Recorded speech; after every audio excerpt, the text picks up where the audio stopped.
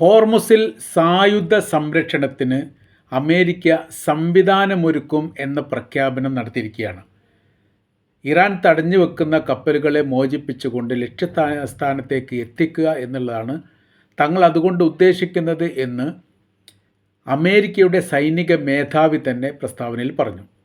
ഇത് ഡൊണാൾഡ് ട്രംപിൻ്റെ പ്രത്യേക നിർദ്ദേശപ്രകാരമാണ് ഈ പ്രവർത്തനങ്ങൾ തങ്ങൾ ചെയ്യുന്നത് എന്ന് അമേരിക്ക സ്ഥിരീകരിച്ചു. പറയുന്ന കാര്യം, ടോൾ നൽകി ഹോർമുസ് കടലിൻ്റെ അതിർത്തി കടക്കാൻ വേണ്ടിയിട്ടാണ് ഇറാൻ നിർദ്ദേശിക്കുന്നത്. എന്നാൽ ടോൾ നൽകി ഈ മേഖലയിലൂടെ കടന്നു പോയി കഴിഞ്ഞാൽ തങ്ങൾ അതിനെ തടയും എന്നുള്ള അഭിപ്രായമാണ് അമേരിക്കയുടെ ഭാഗത്തുനിന്ന് പുറത്തു വന്നത്. അപ്പോൾ ടോൾ നൽകിയിട്ടില്ലെങ്കിൽ ഇറാൻ തടയും, ടോൾ നൽകിയാൽ അമേരിക്കയും തടയും. അപ്പോൾ ഒരു പ്രതിസന്ധിയിൽ ഇപ്പോൾ നിൽക്കുന്നു. ചില റിപ്പോർട്ടിനകത്ത് 200-ലധികം കപ്പലുകളെന്നും മറ്റ് റിപ്പോർട്ടിനകത്ത് ഏകദേശം 1000-ലധികം കപ്പലുകളും ഈ മേഖല യുദ്ധസമാന മേഖലാ സാഹചര്യങ്ങൾ നിലനിൽക്കുന്നത് കൊണ്ട് അതിർത്തി കടക്കാൻ വേണ്ടിയിട്ട് കാത്തിരിക്കുകയാണ്. ഒരു തരത്തിലും പ്രശ്നപരിഹാരം ഉണ്ടാവാതിരിക്കുന്ന സാഹചര്യങ്ങൾ വന്നതുകൊണ്ട് യഥാർത്ഥത്തിൽ ഇപ്പോൾ ഇവിടെ നിന്ന് കപ്പലുകൾ മറ്റ് ദേശത്തേക്ക് പോകാൻ പറ്റാത്തതിനാൽ അന്താരാഷ്ട്ര തലത്തിലൊക്കെ ക്രൂഡ് ഓയിലിന് വലിയ രീതിയിലുള്ള വിലവർധന ഉണ്ടാവുകയും അത് തടയാൻ പറ്റാത്തൊരു സാഹചര്യങ്ങളും സൃഷ്ടിക്കുകയും ചെയ്തിരിക്കുന്നു. ഇതിനെ ഇതിൻ്റെ വിഷയം എന്ന് പറയുന്നത് ഇറാൻ ഇപ്പോൾ വളരെ കൃത്യതയോടുകൂടി പറഞ്ഞിരിക്കുന്ന കാര്യം, ഇത്തരം വിഷയങ്ങളെല്ലാം ഉണ്ടാക്കിയത് അമേരിക്കൻ പ്രസിഡന്റ് ഡൊണാൾഡ് ട്രംപാണ്. അനാവശ്യമായിരിക്കുന്ന ഇടപെടലുകൾ തങ്ങളുടെ രാജ്യത്തിന് നേരെ നടത്തുകയും തങ്ങളുടെ രാജ്യത്തെ ആക്രമിച്ചതിനെയും പ്രതിരോധിക്കുകയാണ് യഥാർത്ഥത്തിൽ തങ്ങൾ ചെയ്തത് എന്നുള്ള വിവരമാണ് ഇപ്പോൾ അവരുടെ ഭാഗത്തുനിന്ന് പുറത്തു വന്നത്. അപ്പോൾ അത് അംഗീകരിക്കാൻ പറ്റില്ല, ന്യായീകരിക്കാൻ പറ്റില്ല എന്നൊക്കെ പറഞ്ഞിട്ടുണ്ടെങ്കിൽ പോലും അതിൻ്റെ യാഥാർത്ഥ്യം ഇതാണ് എന്നുള്ളത് ലോകം അംഗീകരിക്കുന്നു. ഒരു സ്വതന്ത്ര റിപ്പബ്ലിക്കിന് നേരെ അമേരിക്ക നടത്തിയ കടന്നാക്രമണത്തിൻ്റെ പ്രതിഫലനം ലോകം മുഴുവനും അനുഭവിക്കുന്നിടത്തേക്ക് കാര്യങ്ങൾ പോകുന്നു. അങ്ങനെ എല്ലാ ഭാഗത്തുനിന്നും എല്ലാ രാജ്യങ്ങളിൽ നിന്നും അമേരിക്കൻ പ്രസിഡന്റ് ഡൊണാൾഡ് ട്രംപിന് നേരെ വലിയ രീതിയിലുള്ള സമ്മർദ്ദം ഉണ്ടാവുകയും അതിനെ പ്രതിരോധിക്കാൻ സാധിക്കാത്ത വലിയ രീതിയിലുള്ള പ്രയാസം അമേരിക്ക അനുഭവിക്കുകയും ചെയ്യുന്നു. അതോടനുബന്ധിച്ചാണിപ്പോൾ സായുധ സംരക്ഷണവുമായിട്ട് ബന്ധപ്പെട്ട് ഹോർമുസിനെ മോചിപ്പിക്കാൻ വേണ്ടി എല്ലാവിധ ശ്രമങ്ങളും തങ്ങൾ നടത്തുന്നു എന്നും തങ്ങൾ അതിന് പ്രത്യേകമായിരിക്കുന്ന പ്രാക്ടിക്കൽ ലഭിച്ചിരിക്കുന്ന സൈനികരെ ഈ മേഖലയിലേക്ക് വിന്യസിക്കാൻ പോവുകയാണ് എന്ന പ്രസ്താവന പുറത്തു വന്നു. ഇത് വന്നതോടുകൂടി ഇറാൻ അതിന് പ്രതികരിക്കുകയും ചെയ്തു. നിങ്ങൾ അവസാനത്തെ അമേരിക്കൻ സൈനികരോട്, വ്യോമ സൈനികരോടുമായിട്ട് ബന്ധപ്പെട്ടവരോടാണ് പറഞ്ഞത്, നിങ്ങൾ അവസാനത്തെ യാത്രയ്ക്കാണ് ഒരുങ്ങുന്നത് എന്ന ബോധ്യം നിങ്ങൾക്ക് വേണമെന്നും ബന്ധപ്പെട്ടവരോട് നിങ്ങൾ യാത്ര പറഞ്ഞിട്ട് വേണം ഹോർമുസ് കടൽ കേന്ദ്രീകരിച്ച് കൊണ്ടുവരാൻ എന്നുള്ള ഒരു പ്രസ്താവന, അതായത് ഒരു ഭീഷണി സ്വരം തന്നെയാണ് IRGCയുടെ ഭാഗത്തുനിന്ന് അമേരിക്കയുടെ സൈനികർക്ക് നേരെ ഉണ്ടായത്. ഇത് ഒരു ഭയപ്പാടുണ്ടാക്കുന്ന കാര്യമാണ് എന്നുള്ളത് അമേരിക്കക്കും ബോധ്യപ്പെട്ട കാര്യമാണ്. അപ്പോൾ ഇറാനെ സംബന്ധിച്ചിടത്തോളം അവർ രണ്ടും കൽപ്പിച്ച് നിൽക്കുകയാണ്. ഏത് തരത്തിലുള്ള യുദ്ധം ചെയ്യുന്നതിനും പ്രവൃത്തി ചെയ്യുന്നു അവരെ സംബന്ധിച്ചിടത്തോളം വിഷയങ്ങളൊന്നുമില്ല. അപ്പോൾ അങ്ങനെ വല്ലാത്തൊരു സാഹചര്യത്തിൽ നിൽക്കുന്നവരുമായി ബന്ധപ്പെട്ടുകൊണ്ട് ഒരു വലിയ യുദ്ധം നടത്തുമ്പോൾ അത് തിരിച്ചടികളുണ്ടാവും. അതിൻ്റെ പ്രതികരണങ്ങൾ ഭയാനകരമായിരിക്കും എന്ന തിരിച്ചറിവ് അമേരിക്കയ്ക്ക് തന്നെയുണ്ട്. അങ്ങനെ കുടുങ്ങിയിരിക്കുന്ന ഒരു പ്രത്യേക സാഹചര്യമാണ്. അതോടൊപ്പം തന്നെ ഇറാൻ പറഞ്ഞിരിക്കുന്ന മറ്റൊരു കാര്യം, പ്രസിദ്ധീകരിക്കപ്പെട്ടത് ആ റിപ്പോർട്ടായിട്ട് വന്നത് തന്നെയാണ്, ഡോർഫിൻ ബോംബുകൾ നിർമ്മിച്ചുകൊണ്ട് അത് ഹോർമുസ് കടലിൽ വ്യാപകമായ രീതിയിൽ സ്ഥാപിക്കപ്പെട്ടിരിക്കുന്നു. ഡോൾഫിൻ എന്ന് പറഞ്ഞാൽ മീനുകളാണ്.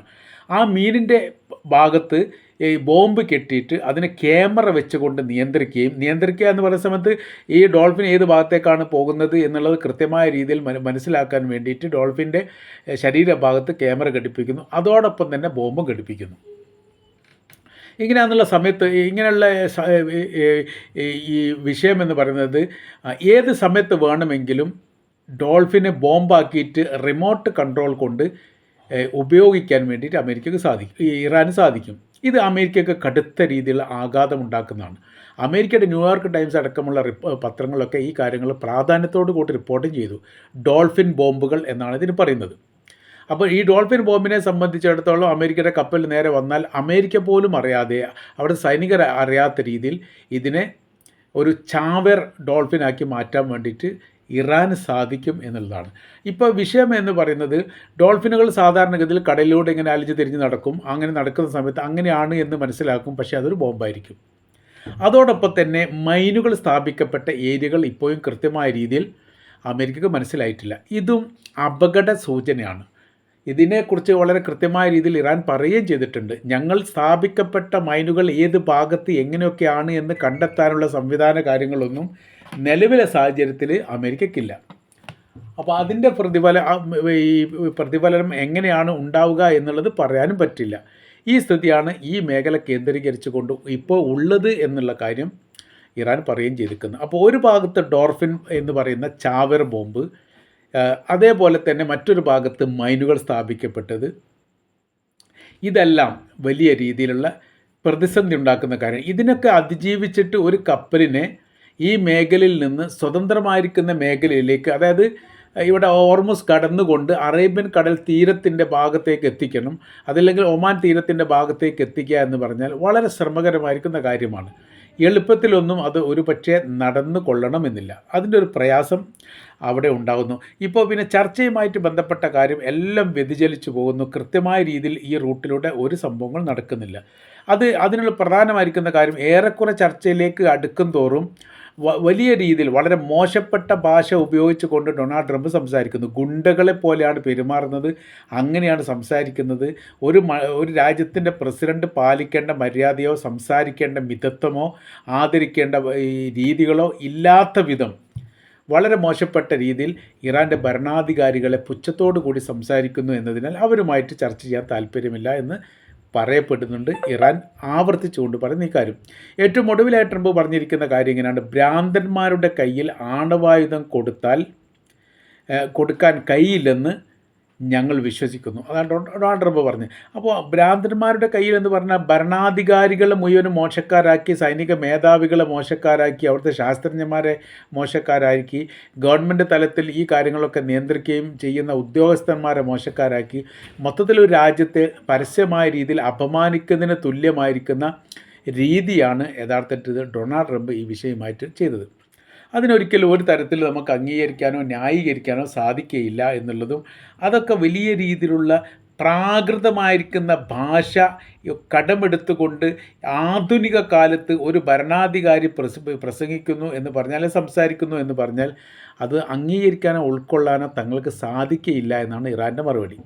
അപ്പോൾ സർവ്വമേഖലയിലും വിഷയമാണ്. ഇനി മറ്റുള്ള കപ്പലുകൾ, സ്വതന്ത്ര വ്യാപാരം നടത്തുന്ന കപ്പലുകളൊക്കെ ഈ മേഖല കടക്കാൻ വേണ്ടിയിട്ട് അമേരിക്ക വിശ്വസിച്ചാൽ ഒരിക്കൽ പോലും അവർ ലക്ഷ്യത്തിലെത്തില്ല എന്നുള്ളത് അവർക്ക് തന്നെ അറിയാം. കാര്യം എന്ന് പറഞ്ഞത്, അമേരിക്കയുമായി വളരെ കൃത്യതയോടുകൂടി മുഖാമുഖം യുദ്ധം ചെയ്യുന്ന ഒരു രാജ്യം, യുദ്ധം ചെയ്യുക മാത്രമല്ല യുദ്ധം ചെയ്ത് വിജയിച്ചു കൊണ്ടിരിക്കുന്ന ഒരു രാജ്യം തങ്ങളെപ്പോലുള്ള ഒരു കപ്പലിനെ ആക്രമിക്കുക എന്ന് പറഞ്ഞാൽ അവരെ സംബന്ധിച്ചിടത്തോളം നിസ്സാരമായിരിക്കുന്ന കാര്യമാണ്. ബലപിടുത്തം നടത്തി വിഷയങ്ങൾ ഉണ്ടാക്കിയത് കൊണ്ടൊന്നും വലിയ കാര്യങ്ങളൊന്നുമില്ല. അപ്പോൾ യഥാർത്ഥത്തിൽ ഇറാനുമായിട്ട് സഹകരിക്കുന്നതാണ് കുറച്ചും കൂടി ഉചിതം എന്ന തരത്തിലുള്ള അഭിപ്രായമാണ് ഈ സ്വതന്ത്ര കച്ചവടം നടത്തുന്ന മറ്റ് രാജ്യങ്ങളുടെ കപ്പലിലെ ഓണർമാർക്കെല്ലാം ഉള്ളത്. അതുകൊണ്ടാണ് ഈ അമേരിക്കയുമായിട്ട് ചർച്ച ചെയ്യണമെന്ന് പല ഘട്ടത്തിലും പറഞ്ഞിട്ടുണ്ട്. നിങ്ങൾ ഞങ്ങളുടെ ഉദ്യോഗസ്ഥരുമായിട്ട് ഈ കാര്യത്തെക്കുറിച്ച് സംസാരിക്കണം എന്നെല്ലാം. പക്ഷേ ഒരാളും സംസാരിക്കാൻ തയ്യാറായിട്ടില്ല. ഇപ്പോൾ യൂറോപ്യൻ രാജ്യങ്ങൾ പോലും അമേരിക്കയുടെ നിലപാടിനെ വിമർശിച്ചുകൊണ്ടാണ് രംഗത്ത് വരുന്നത്. ബ്രിട്ടനൊക്കെ ഏതൊരു വിഷയം ഉണ്ടായാലും അമേരിക്കക്കൊപ്പം ചേർന്ന് നിൽക്കുന്ന രാജ്യമാണ്. ഇപ്പോൾ അമേരിക്കൻ വിരുദ്ധ ചേരിയോടൊപ്പമാണ് ബ്രിട്ടൻ നിൽക്കുന്നത് എന്ന് പറയുന്നതും യഥാർത്ഥത്തിൽ അമേരിക്കയുടെ നയങ്ങളും നിലപാടിനോട് യോജിപ്പില്ല എന്ന് പറയുന്നതിന് തുല്യം തന്നെയാണ്. ഇതൊരു പ്രത്യേക സാഹചര്യമാണ് ഇവിടെ നിലനിൽക്കുന്നത് എന്നുള്ളത് കൃത്യമാണ്. ഏതായാലും ഇത് ആലോചിച്ച് ചെയ്യേണ്ട വിഷയമാണ് എന്നുള്ളതാണ് കപ്പലുകാരുടെ അഭിപ്രായം.